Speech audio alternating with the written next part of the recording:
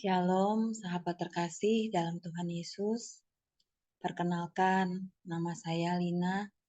Saya masuk ke dalam RPH ke-6 di bulan Mei tahun 2021. Saya bersama dengan Bu Sance dan suami, juga Pak Budi dan Bu Siska, di mana kami saat ini melayani bersama di dalam KPH. Saya mempunyai seorang suami bernama Thomas dan 2 orang anak laki-laki yang saat ini sedang kuliah. Awal mula mengikuti RPH ke-6 karena diajak oleh tetangga saya, Ci Yustin, yang sudah mengikuti RPH sebelumnya. Dan karena saat itu masih pandemi dan dianjurkan untuk WFH, maka saya tidak membutuhkan waktu dalam perjalanan pulang dan pergi ke kantor. Sehingga banyak waktu untuk mengikuti kegiatan-kegiatan lain di luar kegiatan kerja kantor. Maka saya dengan rela mengatakan mau ikut. Dan kebetulan saya juga sedang mencari kegiatan rohani agar tetap membangun iman saya. Karena saat itu tidak lagi ke gereja secara fisik. Dan saya berusaha untuk mengikuti kegiatannya yang dilaksanakan tiap minggu dan menjalankan 5 senjata selama 33 hari. Yang saat itu langsung dipandu oleh Pak Paulus dan Bu Villa dan dimasukkan ke dalam satu grup kecil yang beranggotakan hanya 20-an orang. Saya lupa waktu itu 20 berapa. Dari semua senjata itu, yang saya masih belum terbiasa adalah membaca kitab suci. Karena kita sebagai Katolik tidak diwajibkan untuk membaca Alkitab, karena takut salah tafsir. Tapi dengan adanya RPH ini, saya berusaha mengikutinya dan komit. Karena kebiasaan saya jika melakukan suatu kegiatan dan mengatakan mau dan bersedia, maka saya berusaha untuk komit mengikutinya dan menyelesaikannya sampai akhir. Dari setiap minggunya dijelaskan senjata rohani itu satu persatu. Membuat kerinduan saya semakin mendalam dan ingin mengetahui lebih lagi tentang firman Tuhan. Setelah selesai RPH, saya semakin ingin mendekat dan mengenalnya. Dan saya bertanya, apakah ada grup untuk tetap menjalankannya bersama-sama? Dan waktu itu barulah dibentuk WA grup KPH di tanggal 22 April 2021. Dan saya dengan semangat mengatakan ingin masuk. Sampai akhirnya ada suara yang mengatakan agar saya tetap berada di komunitas ini dan membantu pelayanan di sini. Dan suara itu mengatakan bahwa ini akan menjadi komunitas yang besar. Dan saya yakin itu adalah suara Tuhan. Dan dengan iman saya berusaha untuk taat. Seperti Abraham yang diminta untuk pergi dari daerah asalnya untuk mengikuti Tuhan yang menjanjikan akan memberikan tanah yang berlimpah susu dan madunya. Sampai akhirnya saya memutuskan WA Bu Vila dan membantu untuk menanyakan, untuk membantu apa saja yang dapat saya bantu, terutama dalam hal administrasi, karena pekerjaan saya di bidang itu. Tapi karena pekerjaan admin masih sedikit saat itu, maka saya diminta bantuan untuk menjadi fasilitator RPH.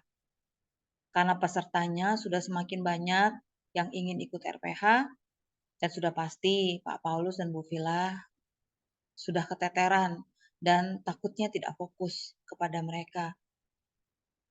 Dan akhirnya dibagi-bagilah kepada pelayan-pelayan yang ingin melayani Tuhan lebih dalam lagi. Singkat cerita, saya memulai pelayanan di KPH. Dalam pelayanan saya di KPH tidak sedikit penghalang dan ingin meruntuhkan semangat saya untuk terus berjalan bersamanya dan membantu pelayanannya. Adalah orang di sekitar saya yang merasa waktu saya untuk mereka berkurang karena saya mulai disibukkan dengan pelayanan di KPH. Adalah suami saya tercinta yang dipakai oleh iblis untuk meruntuhkan semangat saya, yang selalu ingin dekat kepadanya dengan banyak dalih dan segala macam cara untuk dapat menggagalkan setiap acara yang akan saya ikuti. Mulai dari ikut saat teduh yang dijatahkan 2 kali seminggu dengan dalih karena kalau saya bangun dia juga ikut terganggu. Komsel yang setiap Jumat yang selalu saya ingin ikuti dan pastinya juga dia mencari cara untuk menggagalkannya. Selain itu PW onsite yang dulunya 2 kali sebulan, yang satu untuk PH, yang satu untuk tim dan satunya lagi untuk umum. Dan itu pun dibatasi, hanya boleh ikut 1 kali saja. Banyak sekali tantangan-tantangan lainnya.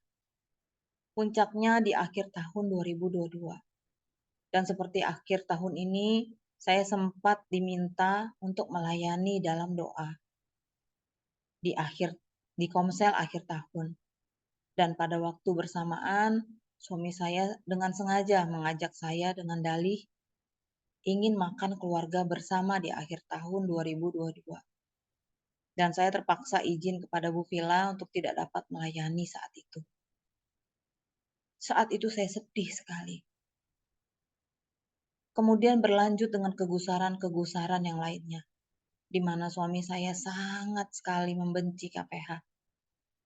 Juga Pak Paulus dan Bu Villa dengan segala macam tudingannya, sampai menelpon dan meminta untuk membuat saya berhenti dari pelayanan di KPH. Dengan dalih, komunitas ini bukanlah komunitas yang didukung oleh keuskupan. Ditambah lagi dengan anak-anak yang mengatakan saya terlalu agamais dan fanatik. Tetapi puji Tuhan, Tuhan mengutus Bu Villa yang dengan tekun sangat mendukung dan menolong saya untuk tetap terus maju dan jangan terintimidasi. Dan saya juga sangat diteguhkan agar tetap setia menjalankan 5 senjata dan jangan menyerah. Hingga suatu waktu diadakanlah PW tim di rumah Bu Villa. Dan saya berdoa ingin mengajak suami saya untuk ikut PW. Dan itu pun bukanlah hal yang mudah. Di mana saat ingin diajak ke rumah Bu Villa untuk PW, suami saya malah mengajukan syarat. Kamu harus ikut dulu bersama saya, mengikuti apa yang saya inginkan. Dan baru setelah itu boleh ikut PW. Dan saya sadar, itu adalah salah satu cara menggagalkannya. Dan saya berusaha untuk tetap tenang. Setelah pulang, pergi bersama dengannya, dan saya juga mengajukan syarat waktu itu setelah saya ikut, kamu harus ikut. Saya juga ke PW. Dan setelah itu pun masih tetap dicari cara dan tetap ingin menggagalkannya. Dan puji Tuhan, saya berusaha untuk tetap tenang dan hanya berpikir agar bagaimana kita dapat sampai di tempat Bu Villa dan ikut PW. Dan akhirnya puji Tuhan kita sampai di tempat Bu Villa. Saat berjalannya PW, saya merasakan jamahan Tuhan yang luar biasa kepada suami saya. Dan dia pun merasakan hal yang sama. Sejak saat itu, perlahan-lahan hatinya mulai terbuka. Walaupun masih suka menghalangi, tapi tidak segencar dan sebenci sebelumnya. Dan saya pun tetap setia menjalankan 5 senjata dan melihat pemulihan itu terjadi perlahan-lahan. Saat akan diadakan RPH ke-15 di bulan Maret 2023, ada suara Tuhan yang menuntun saya untuk melibatkan suami saya dalam pelayanan di RPH 15 ini. Dan dengan dukungan Bu Villa dan Pak Paulus, dengan membuat banner untuk menjaring peserta di paroki KTG di tempat kami tinggal, dan beliau bersedia membantu kami untuk menyebarkan leaflet dan membuatkan banner itu untuk pendaftaran. Dan dengan ditawarkan leaflet itu, dia pasti ditanya dong, ini untuk apa? Tapi dia bisa menjawabnya dengan pasti, dengan dorongan Roh Kudus. Walaupun dia sendiri belum pernah ikut RPH. Tetapi mungkin dengan melihat dan mendengar penjelasan saya tentang RPH, dengan menjawab pertanyaan-pertanyaannya sebelumnya, ternyata sedikit demi sedikit dia menyimpannya di dalam hati dan mengerti tentang RPH. Dan saya melihat Tuhan telah bekerja di dalam hatinya. Saya sangat senang sekali. Dan dengan bantuan Bu Vila yang membantu saya untuk melibatkan suami saya itu, akhirnya suami saya ikut mendaftar RPH ke-15. Puji Tuhan dia ingin ikut akhirnya. Dan saya sendiri, dan dia meminta agar saya sendiri yang menjadi fasilitatornya.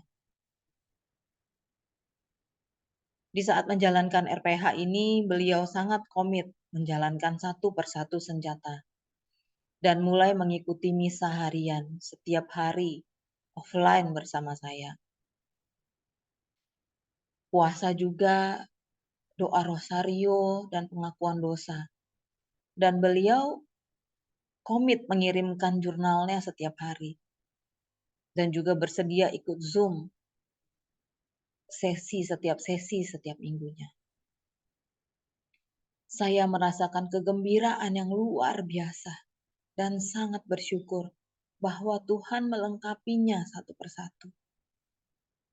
Dan setelah itu, satu persatu ditambahkan. Mulai dari pelayanan bersama di tim pujian, kemudian mengikuti komsel, mengikuti PW onsite bersama, walaupun saat itu suami saya sebagai orang asing. Tapi puji Tuhan, beliau mau menemani saya untuk ikut PW onsite dengan jatuh bangunnya. Sampai akhirnya membantu pelayanan KPH yang terakhir menjadi panitia untuk PW onsite di Bandung. Dan dia sangat antusias. Dan pelan-pelan dia diubahkan menjadi pribadi yang lebih dewasa dalam imannya kepada Tuhan. Dan puji Tuhan dengan kehendak bebasnya, hingga saat ini beliau masih rajin untuk mengikuti misa harian, walaupun terkadang masih bolong-bolong. Karena dari sana pun beliau seperti diingatkan sendiri oleh Tuhan dalam menjalani kesehariannya dalam pekerjaan dan dimanapun beliau berada. Inilah perjalanan iman saya di tahun 2023. Semoga dapat meneguhkan sahabat terkasih untuk tetap menjalankan 5 senjata dan tekun melaksanakannya. Percayalah, tidak ada pekerjaan Tuhan yang sia-sia. Agar jika kita tetap setia di jalannya dan menjalankan firman-Nya. Melangkah dengan iman benar-benar saya rasakan. Jika saya flashback lagi ke belakang di sepanjang perjalanan tahun 2023, semuanya seperti diputar ulang dan ditunjukkan kepada saya oleh Tuhan, betapa Dia sangat mengasihi kita anak-anaknya. Dan jika kita tetap dengan taat menjalankannya dengan iman, Dia tetap akan bekerja, memulihkan satu persatu kekhawatiran kita terhadap hidup ini. Asal kita mau percaya dan mengimaninya. Seperti Bunda Maria yang dengan taat menerima kehendak Tuhan dengan mau mengatakan, "Aku ini hamba Tuhan, terjadilah kepadaku menurut kehendak-Mu." Artinya, hamba tidak boleh membantah perintah tuannya dan dengan taat melakukan apa yang dikehendaki oleh tuannya. Pelajaran ini yang terus saya perjuangkan untuk lulus dengan jatuh bangunnya, untuk tetap berusaha melangkah dengan iman. Dengan ketaatan dalam menjalankan 5 senjata setiap hari yang saya jalankan dari awal ikut RPH 6 hingga saat ini. Saya berusaha untuk tetap teguh dan komit menjalankannya sepanjang kehidupan saya. Dan ini membantu meneguhkan saya dalam melihat penyertaan Tuhan dan dalam pemulihan keluargaku satu persatu. Dan saya yakin masih banyak mujizat lain yang tersedia di depanku. Dia hanya ingin kita percaya. Saya akan menyanyikan sebuah lagu. Semoga semakin meneguhkan kita semua. Percaya di saat ku tak mengerti. Percaya di saat ku tak melihat. Percaya, ku percaya kasih-Mu sertaku. Percaya berkat-Mu ada bagiku. Percaya tangan-Mu tak lepaskanku. Percaya, ku percaya kasih-Mu sertaku. Percaya, ku percaya firman-Mu yang terjadi lampaui segala pikiranku. Percaya padamu, percaya, ku percaya firman-Mu ya dan amin. Lampaui segala masalahku. Percaya padamu. Ada tertulis di dalam 1 Petrus 1 ayat 8 sampai 9. Sekalipun kamu belum pernah melihat Dia, namun kamu mengasihinya. Kamu percaya kepada Dia. Sekalipun kamu sekarang tidak melihatnya, kamu bergembira karena sukacita yang mulia dan yang tak terkatakan. Karena kamu telah mencapai tujuan imanmu, yaitu keselamatan jiwamu. Di dalam Yesaya 41 ayat 10 dikatakan, janganlah takut, sebab aku menyertai engkau. Janganlah bimbang, sebab aku ini Allahmu. Aku akan meneguhkan, bahkan akan menolong engkau. Aku akan memegang engkau dengan tangan kananku yang membawa kemenangan.